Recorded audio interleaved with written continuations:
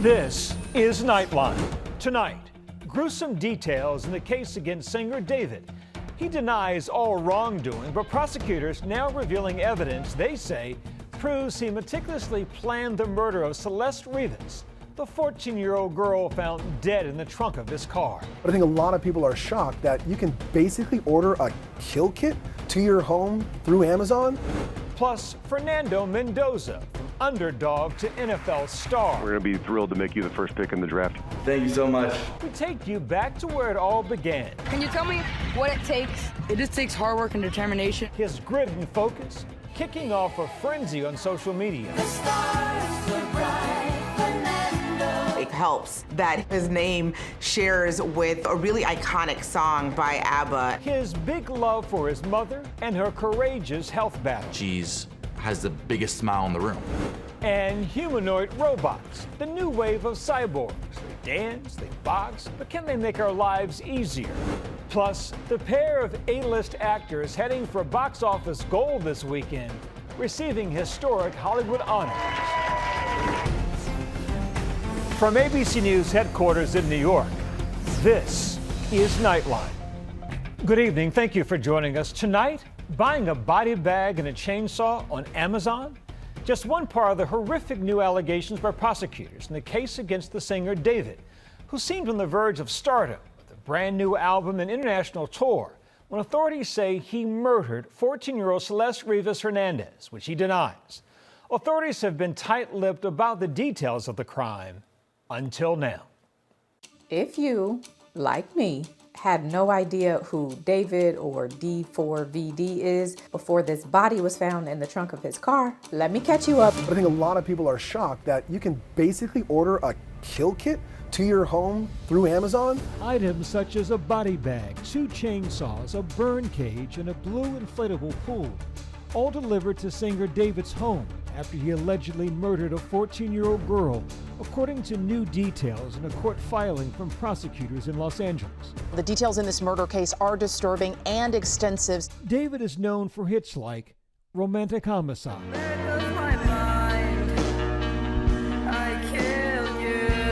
Investigators say David, whose real name is David Anthony Burke, met Celeste Rivas Hernandez when she was 11 years old, and they started a sexual relationship in 2023 when she was 13, he was 18. Earlier this month, David was charged with her murder. Shocked by the new allegations, the Rivas family issuing a statement tonight. There are no words to express the indescribable pain the family is experiencing right now. The LA District Attorney's Office say they obtained text messages that showed a sexual relationship. In one, Rivas Hernandez allegedly texting David, "All we do is have sex and just hang out, man. I want more than that for myself." These text messages are going to be a large part of their case to show why David allegedly committed this murder. They allege in April of last year she threatened to expose their relationship and destroy his career. That leads up to April 23rd, when law enforcement believes that Celeste was brought to David's home by an Uber, stabbed multiple times, and then left there. The filing goes on to say David used the chainsaw he had delivered to dismember her body. David has pleaded not guilty. Lawyers have said in the past they will vigorously defend David's innocence. First-degree murder with special circumstances. The special circumstances being lying in wait, committing this crime for financial gain, or murdering a witness in an investigation. The victim's remains were found in the trunk of David's abandoned car last September, one day after she would have turned 15. 21-year-old David is being held without bail and is due back in court next month. We turn now to an underdog story for the millennium. Fernando Mendoza, from the backup quarterback on his youth football team to the NFL's #1 draft pick. His close relationship with his mother inspiring fans far beyond the gridiron. Those who know him best say no one is more deserving of his success. History at #1, certainly a huge story as Fernando Mendoza waits to hear his name called. There are a lot of threads connecting him to the Major Leagues. Hello? This phone call is the moment that changes everything for a young player. It's the culmination of really your life's work. This has probably been that childhood dream. Fernando, How you doing? We're going to be thrilled to make you the first pick in the draft. Thank you so much. He was an underdog. Nobody really knew who Fernando Mendoza was, and that was at every turn. Mendoza's gonna throw it to Parrish, who's gonna get an open lane. 1% of 1% of kids become NFL stars. Every kid thinks he's going to be a quarterback. Can you tell me what it takes? It just takes hard work and determination. I didn't really want to be the star. I wanted to throw the ball. Fernando's story is one of the most Cinderella stories we've probably seen. I had to go airborne outside for my team. Mendoza diving toward the end zone. Touchdown! That's why he won the Heisman Trophy. That guy is a warrior and a lion between the white lines. Sportscasters too often lean on a phrase. Hollywood writers wouldn't believe this. Hollywood writers would not believe this. He kind of was like an everyman story, and that draws in a huge, huge following. There was something in the air that night. The stars were bright. Fernando. It helps that his name shares with a really iconic song by ABBA.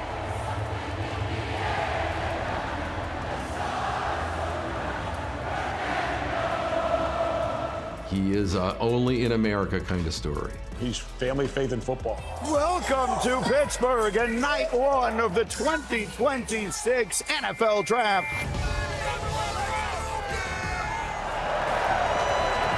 It's become an event. It's like Woodstock around here. Fernando Mendoza. The Las Vegas Raiders, they chose Fernando Mendoza. It is almost unprecedented for the #1 NFL draft pick to not physically be there. You earned this, man. You deserve this. All right, now just come here and be yourself. Sound good? Thank you again. Bye. So why did he stay at home?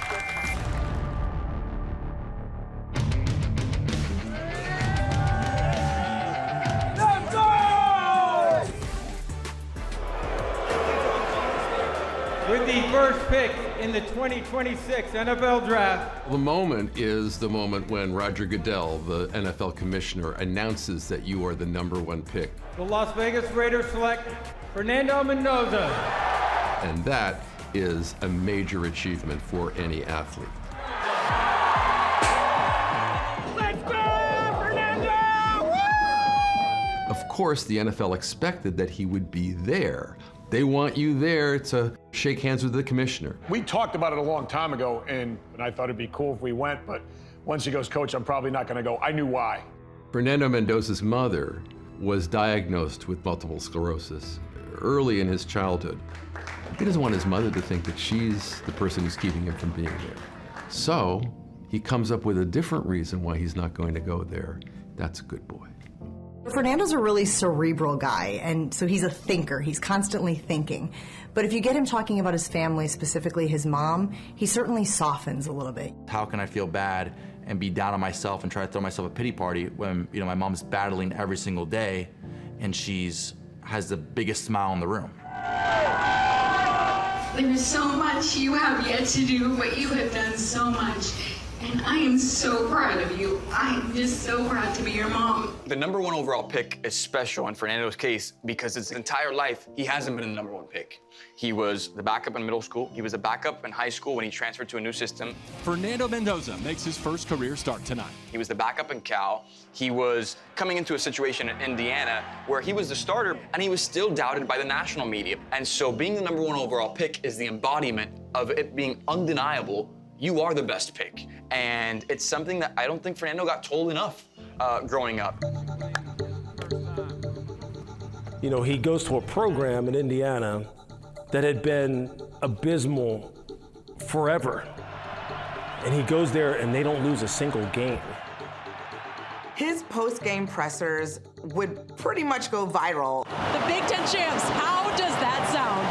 It sounds so beautiful. I want to give all the glory to God. And I think that humanity really connected with a lot of fans. Fernando Mendoza is literally the definition of a perfect pumpkin. I am obsessed with Fernando Mendoza and Indiana football. It is quite literally the only thing I can think about. He felt like people accepted him more when he was his true self instead of trying to always be the tough guy that put up a persona that, nothing bothers me.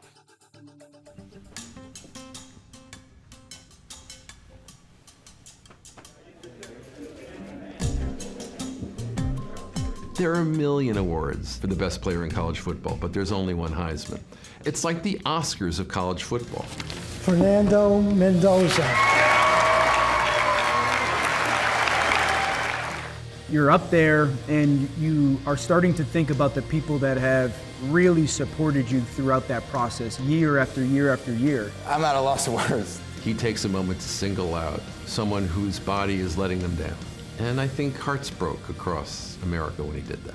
Mommy, this is your trophy as much as it is mine. It's really a powerful relationship in his life. You taught me that toughness doesn't need to be loud. It can be quiet and strong. It's choosing hope. It's believing in yourself when the world doesn't give you much reason to. Together, you and I are rewriting what people think is possible. I love you.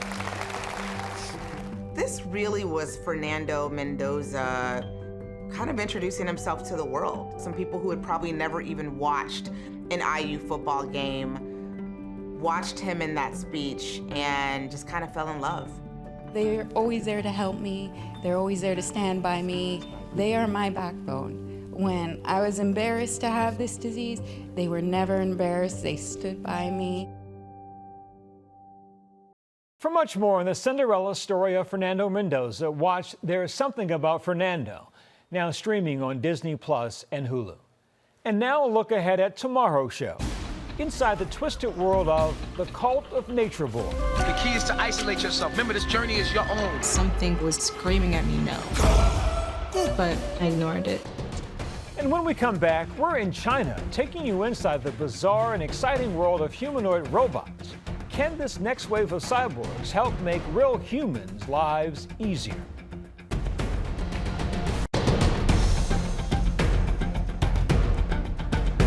Welcome back. China and the U.S. in a race to develop the next wave of mechanical helpers, humanoid robots. They look like us, can move like us. So can we get them to do the things we'd rather not do ourselves? We went to China, behind the scenes at the world's largest humanoid maker, with ABC's Brett Clinton. In the future, walking your dog might look like this. It's just me and my mate, my robot mate and my robot dog, walking along the river in Hangzhou. But actually, the age of the robots may already be upon us. Ah, poor. And he doesn't even need a reward. And it's my buddy here that's now at the center of a U.S. China competition. This is a humanoid robot, still partially controlled by a human, but the aim is for this robot to be autonomous and do the jobs we humans don't want to. The race is on now for who gets there first.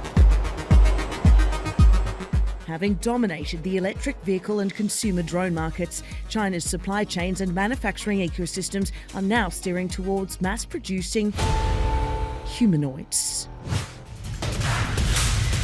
Industry leader Unitree is trying to make their humanoids affordable for all and ubiquitous. Standing 4'4", Unitree's G1 model is the first humanoid model to cost under $14,000. You may have seen them from this viral kung fu performance earlier this year. In Hangzhou, China's humanoid valley, we meet our first humanoid in the wild.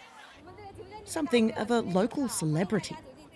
Meet Benny, a dripped-out robot influencer and his human live-streaming partner, number one sister. He's an internet star, she's saying. He's very famous here in Hangzhou.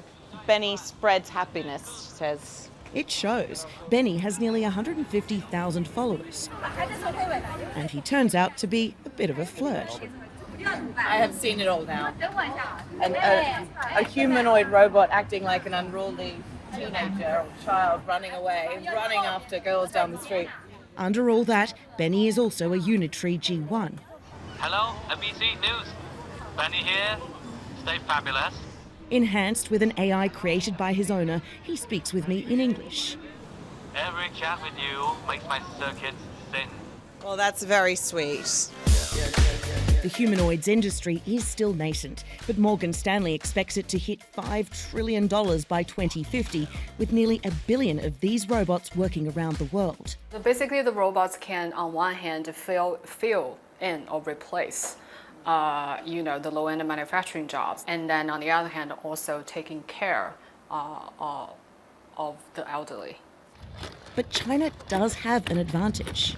In China, what we've seen is that these kind of projects are happening at a much bigger and faster scale than in the U.S. Because the simple reality is that I think with the exception of Tesla, there's just not that many advanced manufacturing that is still left in the U.S. for this kind of experiments. Does that mean that the U.S. cannot win this humanoid robot race? The U.S. still commands the lead when it comes to really cutting-edge research. What the U.S. does not have at the moment, and for several years to come at least, is the places to apply that research.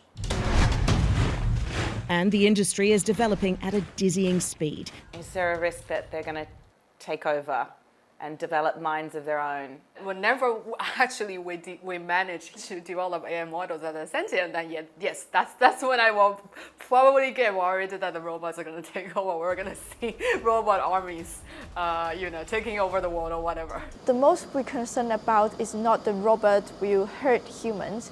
We're most concerned about is the bad guys is take advantage of the robot. So we need to build up the regulation. Back in Hangzhou, number one sister tells me she bought Benny a month before we met. She says humanoid robot interaction is the trend of the future, and they want to show the audience what that future might look like. And at least for now, we can only hope the future is less Terminator and a little more Benny, just a playful robot in search of hugs and likes. Bye. It's been nice. See you next time. Our thanks to Britt. When we come back, the Hollywood Walk of Fame gaining 2 new big stars who'll be sharing box office glory this weekend. What's their real-life family connection?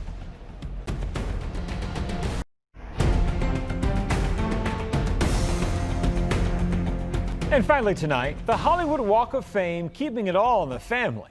It's tonight's Nightline. Am I having a hallucination? The Devil Wears Prada 2 stars Emily Blunt and Stanley Tucci being etched into film history during a rare double-star ceremony. The co-stars cheered on by Blunt's older sister Felicity, who's married in real life to Tucci. The couple met at the premiere of the original Devil Wears Prada movie back in 2006 and married in 2012. And that's Nightline for this evening. Thanks for the company, America. Good night.